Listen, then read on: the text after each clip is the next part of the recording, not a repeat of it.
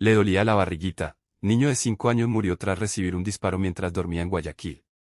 Una delgada lámina de zinc no fue suficiente para proteger la inocencia que dormía bajo el cielo de Guayaquil durante la madrugada del pasado sábado 8 de agosto. En el corazón de la cooperativa Jaime Roldós Aguilera, situada en el sector de las Malvinas al sur de la ciudad, el silencio de las 5 de la mañana se vio fracturado por sonidos que la comunidad ha aprendido a identificar con temor. Mientras la mayoría de los habitantes intentaba descansar, una ráfaga de disparos se mezcló con el estruendo de juegos pirotécnicos, creando una confusión sonora que ocultaba un peligro mortal descendiendo desde las alturas. Dentro de una pequeña vivienda de una sola planta, identificada como La Manzana, dos hermanos descansaban ajenos a la violencia que bullía en las calles oscuras del barrio. El hermano mayor, un pequeño de apenas 5 años, dormía plácidamente junto a su hermano menor de 4 años en una cama que se suponía era su refugio seguro. Sin embargo, un proyectil metálico atravesó el techo de zinc con una fuerza devastadora e impactó directamente en el cuerpo del niño mayor. El impacto no fue inmediato para los adultos de la casa, pero para el pequeño fue el inicio de un calvario incomprensible. Herido de gravedad y con el instinto de buscar consuelo en quienes más amaba, el niño logró ponerse de pie y caminó con dificultad hacia el dormitorio donde descansaban su madre y su padrastro. Llegó tambaleándose, con el cuerpo estremecido por un daño interno que su corta edad no le permitía describir con precisión técnica. Casi sin poder articular palabras claras y con la sangre comenzando a asomar por su boca, se sujetó el abdomen frente a sus padres. Con gestos desesperados y señas que buscaban explicar lo inexplicable, el pequeño alcanzó a pronunciar que le dolía la barriguita, sin saber que en ese momento se le escapaba la vida. Sus padres, despertados por la angustia de ver a su hijo en ese estado de retorcimiento y dolor extremo, entraron en un estado de pánico absoluto al notar que el malestar no era una simple dolencia estomacal. Ante la urgencia de la situación, la familia salió a la calle solicitando auxilio desesperadamente. Un vecino que posee un taxi acudió al llamado y se ofreció a trasladarlo rápidamente hacia una casa de salud en el sur de Guayaquil.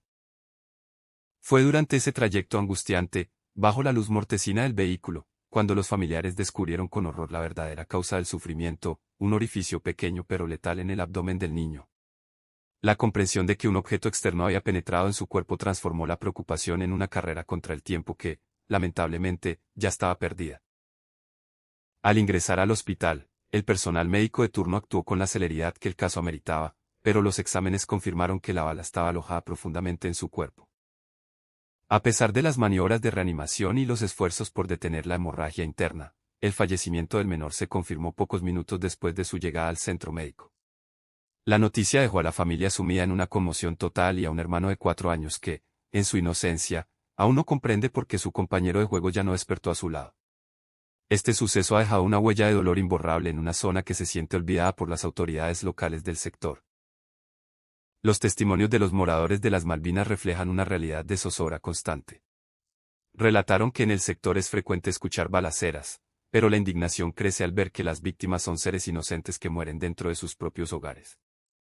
Además, denunciaron que un parque cercano permanece en tinieblas debido a que varias luminarias están dañadas, lo que permite que personas con malas intenciones conviertan el área en una guarida. Esta falta de iluminación y seguridad básica facilita la recurrencia de hechos violentos en una jurisdicción que, hasta la fecha del incidente, ya registraba 197 muertes violentas en el año. El distrito Esteros, donde se ubica la cooperativa Jaime Roldós Aguilera, es actualmente la segunda zona con mayor índice de violencia en la zona 8, superada únicamente por el cantón Durán. La comunidad manifiesta que se sienten tratados como si sus vidas no tuvieran el valor humano que merece.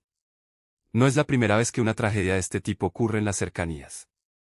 Apenas el 7 de julio pasado, una estudiante de 15 años en el Guasmo también fue alcanzada por un proyectil que atravesó el techo de su hogar, y pocos días antes, otra mujer perdió la vida en circunstancias similares en las calles 18 y Callejón K. Mientras los agentes de la policía realizaban las investigaciones pertinentes y examinaban el agujero en el zinc, el ambiente en el barrio era de un silencio pesado. La cama donde dormían los dos hermanitos ahora es un recordatorio silencioso de un sistema que no pudo protegerlos. Los vecinos se preguntan quién responderá por la vida de este niño de 5 años, cuya única falta fue estar dormido cuando el caos exterior decidió entrar por el techo. La frase sobre el dolor en su barriguita resuena como un eco doloroso en los pasillos del hospital y en las calles de un Guayaquil que parece no encontrar descanso frente a la inseguridad. Este incidente es un reflejo de la vulnerabilidad extrema en la que viven cientos de familias en los sectores más conflictivos de la ciudad. Las promesas de mayor vigilancia y mejores servicios públicos, como la iluminación de los parques, parecen no materializarse mientras el contador de muertes violentas sigue ascendiendo día tras día. Un detalle crucial evitó que desaparecieran Cali, Chocó y Eje Cafetero en el terremoto. El fatídico lunes 10 de agosto del año 2026 se ha escrito con letras de profunda angustia y asombro en la bitácora histórica de la nación colombiana, marcando el momento exacto en que la naturaleza desplegó una de sus fuerzas más imponentes y sobrecogedoras.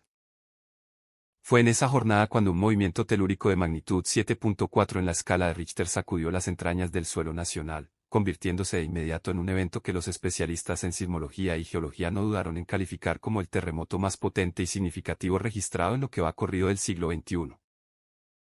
La realidad que enfrentó el país fue desgarradora desde los primeros instantes, pues la furia de la tierra dejó tras de sí una estela de dolor con una cifra que ya se aproxima a las 200 personas fallecidas, además de un número indeterminado de ciudadanos desaparecidos bajo los escombros y pérdidas económicas que se cuentan por millones debido a la gran cantidad de edificaciones que resultaron totalmente colapsadas o gravemente averiadas por la sacudida.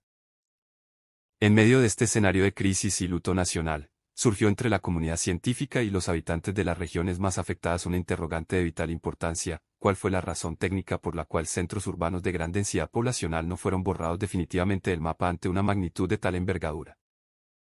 La respuesta a este enigma reside en un factor geológico determinante que actuó como un salvaguarda inesperado para ciudades emblemáticas como Cali, el departamento del Chocó y el corazón productivo del eje cafetero, donde se asientan poblaciones como Manizales y Pereira.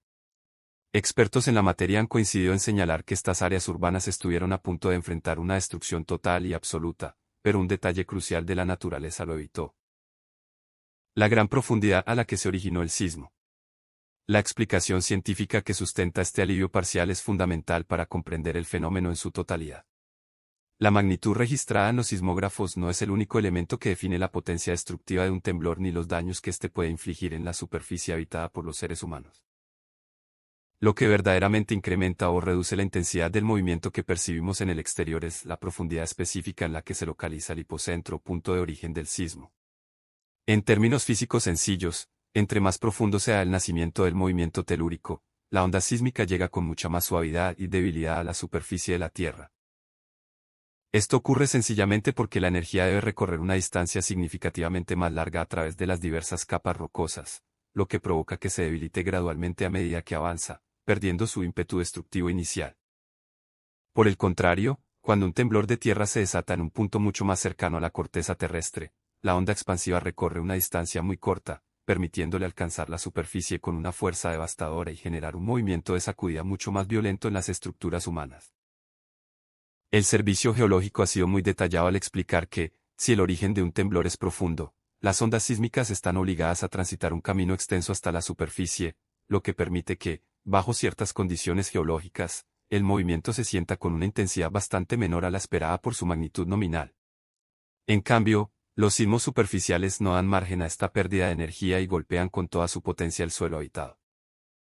Esta diferencia de kilómetros bajo tierra fue, en esencia, la línea que separó la supervivencia de la desaparición total para millones de habitantes en el occidente de Colombia.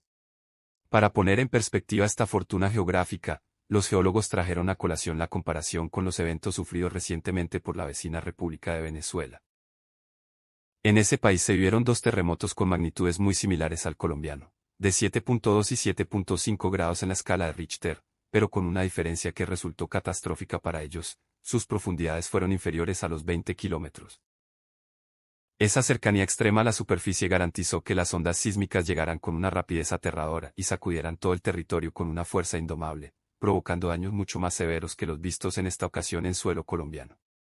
En el evento específico que sacudió a Colombia este lunes, el sismo tuvo su origen a una profundidad exacta de 107 kilómetros bajo la superficie terrestre.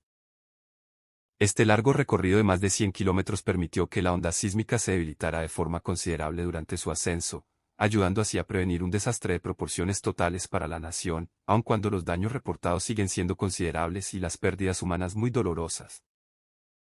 Daniel Ruiz, quien posee un doctorado en ingeniería por la Universidad Javeriana, afirmó con contundencia a medios de comunicación que si este mismo terremoto de magnitud 7.4 hubiera ocurrido a una profundidad menor, de unos 50 kilómetros por ejemplo, la devastación resultante habría sido casi de carácter apocalíptico para todo el país.